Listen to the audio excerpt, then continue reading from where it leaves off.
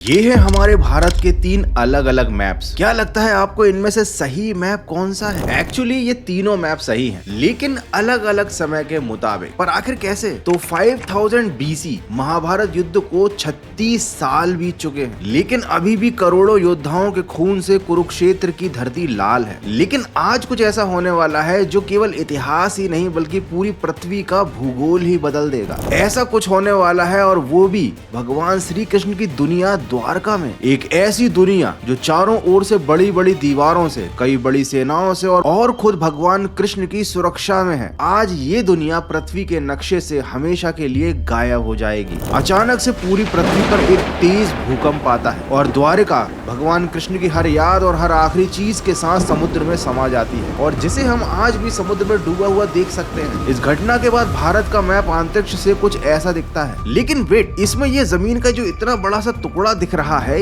ये क्या है? और ये आज हमें भारत के नक्शे में या कहें तो भारत के साथ जुड़ा हुआ क्यों नजर नहीं आता? वेल, ये मैप महाभारत के तुरंत बाद के समय का है, जब भारत के नीचे एक बहुत बड़ा कॉन्टिनेंट कुमारी कंदम मौजूद था। एक ऐसा देश जो आज के मेडागास्कर से लेकर भारत को ऑस्ट्रेलिया तक जोड़ता था। ये करीब 7000 किलोमीटर में फैला हुआ था और इसका जिक्र कई प्राचीन तमिल और हिंदू ग्रंथों में भी मिलता है। उनके अकॉर्डिंग इस महाद्वीप पर पांडे वंशजों का राज था, और ये भी कहा जाता है कि इस कॉन्टिनेंट पर एक समय पर देवता रहा करते थे, या फिर कहें तो उस समय की सबसे एडवांस सिविलाइजेशन यहाँ पर एग्जिस्ट करती थी। लेकिन अगर भारत के नीचे इतना बड़ा कॉन्टिनेंट जो कि एक एडवांस सिविलाइजेशन का घर था, वो हुआ करता था, तो ये आज कहाँ गायब हो गया? क्या ये डूब गया है और आज भी समुद्र के नीचे मौजूद है? और आखिर क्यों दुनिया भर में कई लोगों का ऐसा मानना है कि टाइम टू टाइम दुनिया भर में दिखने वाले UFO इसी सिविलाइजेशन की एडवांस मशीन्स हैं?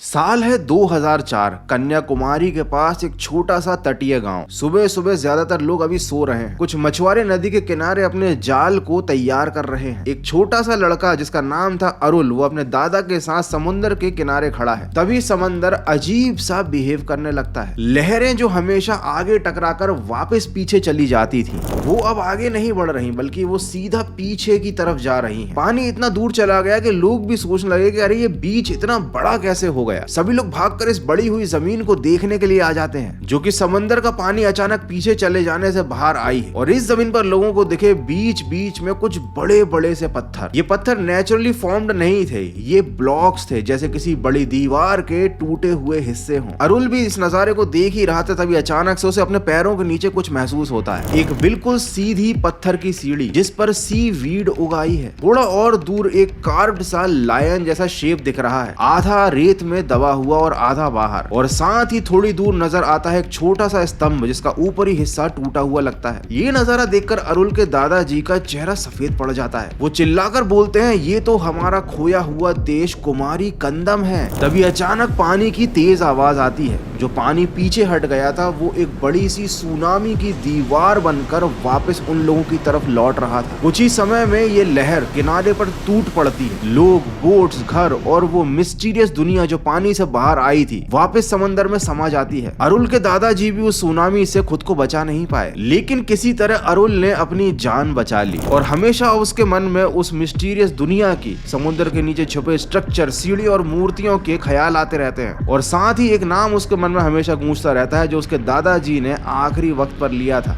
कुमारी कंदम, जिसके बारे में तमिल ग्रंथों में साफ साफ लिखा है कि इस देवताओं के शहर को समंदर ने निगल लिया था। अब ये तो थी इंडिया की बात, लेकिन प्राचीन ग्रीक फिलोसोफर प्लाटो ने 5th सेंचुरी BCE के आसपास अपनी किताबों में एटलांटिस का जिक्र किया था। एक आइसलैंड राज्य जो बहुत एडवांस था, लेकिन अचानक एक दिन वो समंदर में डूब गया। लेकिन एटलांटिस के साथ एक बड़ी समस्या है कि इसका पूरा जो हिस्टोरिकल रिकॉर्ड है ये केवल एक फिलोसोफर की राइटिंग तक लिमिटेड है। उसके पीछे कोई स्ट्रॉन्ग मल्टी सोर्स ट्रेडिशन नहीं है। जबकि कुमारी कंदम के केस में ठीक बिल्कुल उल्टा है। इसके बारे में इतने ज्यादा रेफरेंसेस और हिस्टोरिकल प्रूफ्स हैं कि इसकी कहानी और इसके एग्जिस्टेंस को नजरअंदाज नहीं किया जा सकता। फॉर एग्जाम्पल तमिल लिटरेचर की 5 ग्रेट एपिक्स में से एक सिलापाड़ी कारम है। इस ग्रंथ में पांड्या किंग्स का एक ऐसा राज्य डिस्क्राइब होता है जो समुद्र में डूब गया था। यही नहीं, 2 नदियां पहरुली और कुमारी का जिक्र भी इसमें मिलता है, जिसे कई लोग उस लॉस्ट लैंड से जोड़ते हैं जिसे आज हम कुमारी कंदम बोलते हैं। इसके बारे में तमिल पोएट स्कॉलर आदित्य रकुलनार ने डिटेल में लिखा है कि आज के कन्याकुमारी के साउथ में एक बहुत बड़ा महाद्वीप था जिसकी लेंथ 700 कवतम बताई जाती है। और ये जो कवतम है ना, इसका मैथ्स भी बड़ा इंटरेस्टिंग है। 15 सेंचुरी की तमिल बुक कनाकाथी करम के हिसाब से एक कवतम लगभग 10.06 किलोमीटर के बराबर माना जाता है। और इस हिसाब से देखें तो 700 कवतम ये होता है करीब करीब 7000 किलोमीटर के आसपास। और फिर इस हिसाब से देखा जाए तो ये कोई छोटा मोटा आइसलैंड नहीं है, बल्कि एशिया के कई देशों के बराबर पूरा एक प्राचीन महाद्वीप जैसा है जिसका स्केल काफी ज्यादा बड़ा है। और ये हमारे आज के भारत से भी बड़ा दिखता है। भगवत पुराण में एक और तमिल ऋषि मयान का जिक्र मिलता है जिन्होंने अंतरम ग्रंथ लिखा था जो तमिल संगम परंपरा से जुड़े हुए बताए जाते हैं। संगम बेसिकली एक इंटेलेक्चुअल असेंबली थी जहां पर कवि, विद्वान, राजनीतिक,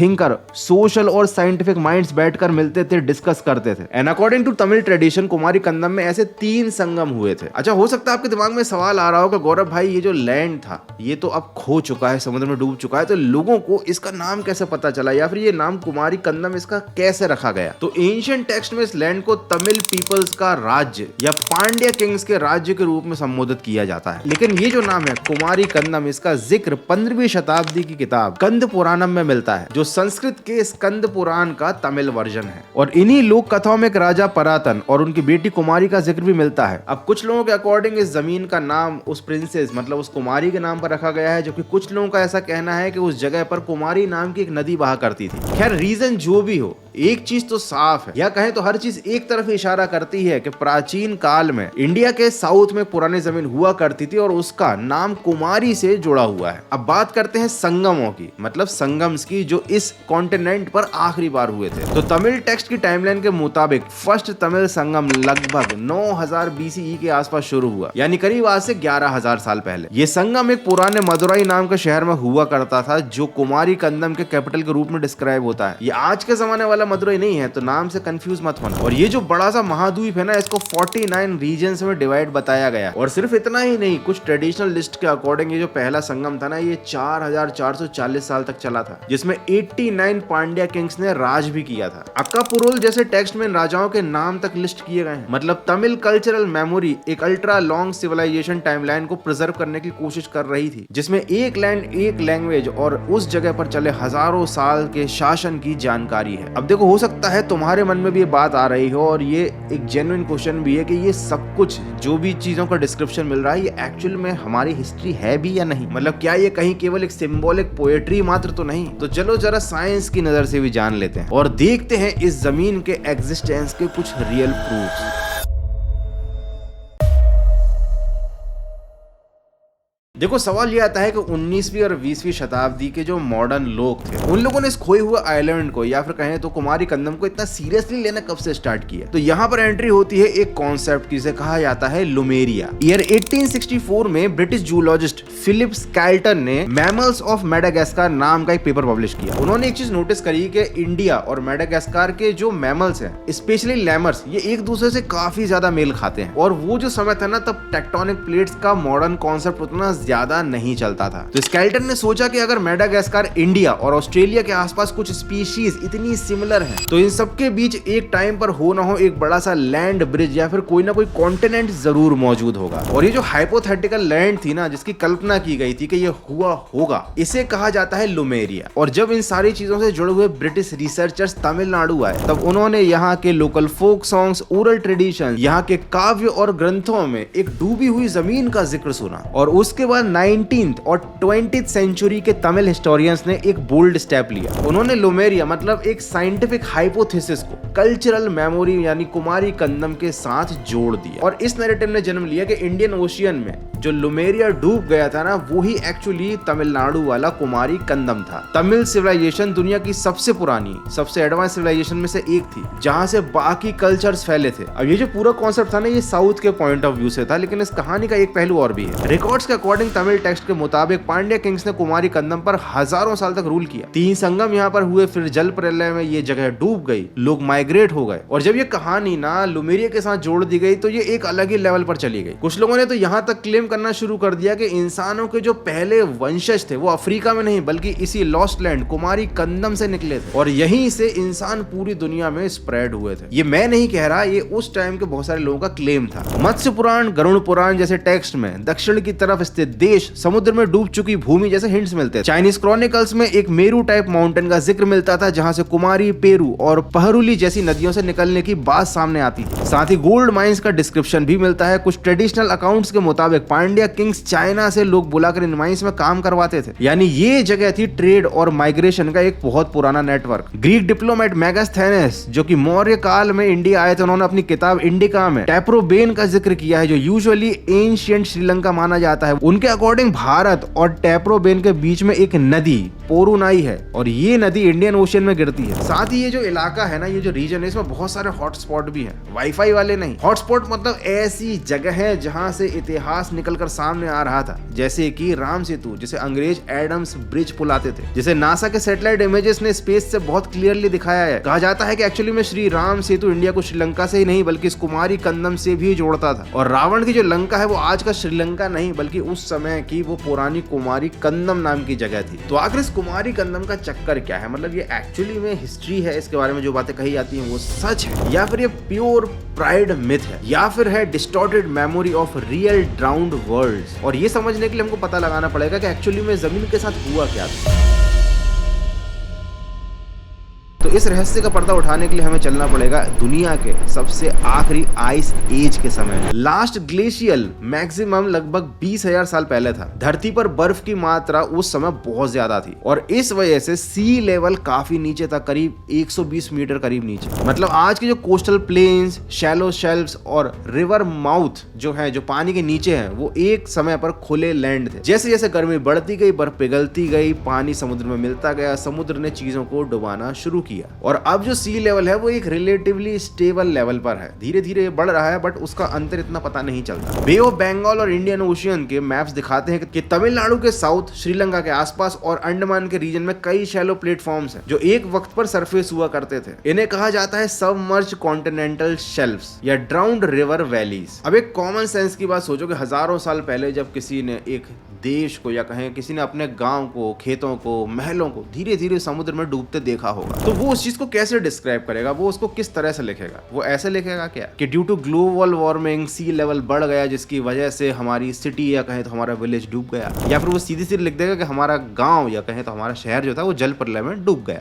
रीजन गया भाड़ में, क्योंकि उस समय किसी को रीजन की कोई पड़ी नहीं थी, ना पता था। ऑफ कोर्स उस समय साइंस इतनी डेवलप थी नहीं, तो लोग चीजों को कहानी के माध्यम से बताते थे और इसी वजह से वो कहानी आज तक जिंदा भी है, क्योंकि साइंस की भाषा ना ज्यादा लंबे समय तक दिमाग के अंदर नहीं रहती। और तमिल ट्रेडिशन में भी यही बात बोली जाती है कि कुमारी कंदम डूब गया, उसके लोग माइग्रेट हो गए, कुछ भारत के अंदर, कुछ श्रीलंका के अंदर, कुछ साउथ ईस्ट एशिया और कुछ अफ्रीका, ऑस्ट्रेलिया तक। उन्होंने वहां नई सभ्यताओं की नींव डाली, दुनिया आगे बढ़ी। और साइंटिफिक पॉइंट ऑफ व्यू से इस बात से हम सब एग्री करते हैं कि कोस्टल कम्युनिटीज हमेशा सी लेवल चेंजेस की वजह से फोर्स्ड माइग्रेशन फेस करती ही हैं। आज के टाइम में भी जितने ये बड़े बड़े शहर, खासकर जैसे हमारे देश में जो मुंबई शहर है या फिर और भी जो कोस्टल सिटीज है ना, ये आने वाले टाइम में लोगों को माइग्रेट करवाएंगी, क्योंकि पानी का लेवल बढ़ेगा और प्रॉब्लम्स भी बढ़ेंगी। और आज से 200-300 साल बाद जब मुंबई डूब चुका होगा पानी के अंदर, फॉर एग्जांपल बता रहा हूँ जस्ट मैं, और कोई बताएगा कि वहां पर फिल्म सिटी हुआ करती थी, बड़ी एडवांस सिटी थी मुंबई जो पानी के अंदर डूब चुकी है, तो हो सकता है बहुत सारे लोग इसको कहानी माने, कोई यकीन ही ना करे, क्योंकि वो लोग 200-300 साल बाद के लोग उस टाइम के मैप को रिफर करेंगे, ना कि आज के जमाने के इंडिया के मैप को। तो शायद ऐसा ही कुछ एक टाइम पर कुमारी कंदम के साथ भी हुआ होगा। हालांकि आज की marine archaeologist sonar mapping, under water robots,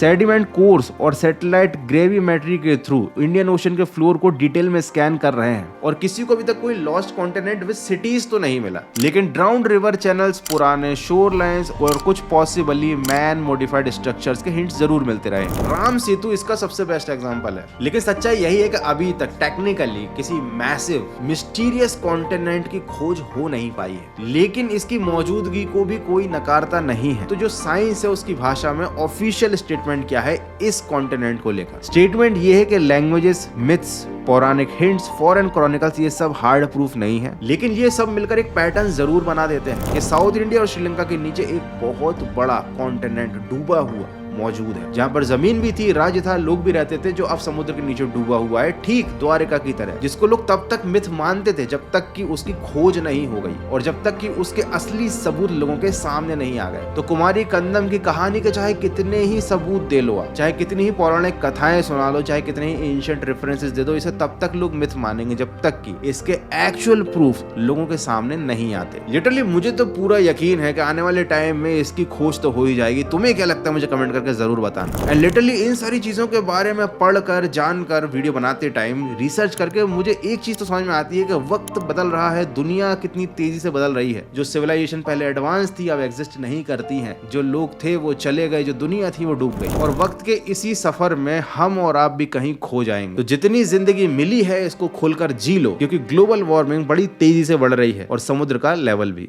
चलो टेक केयर, गुड बाय।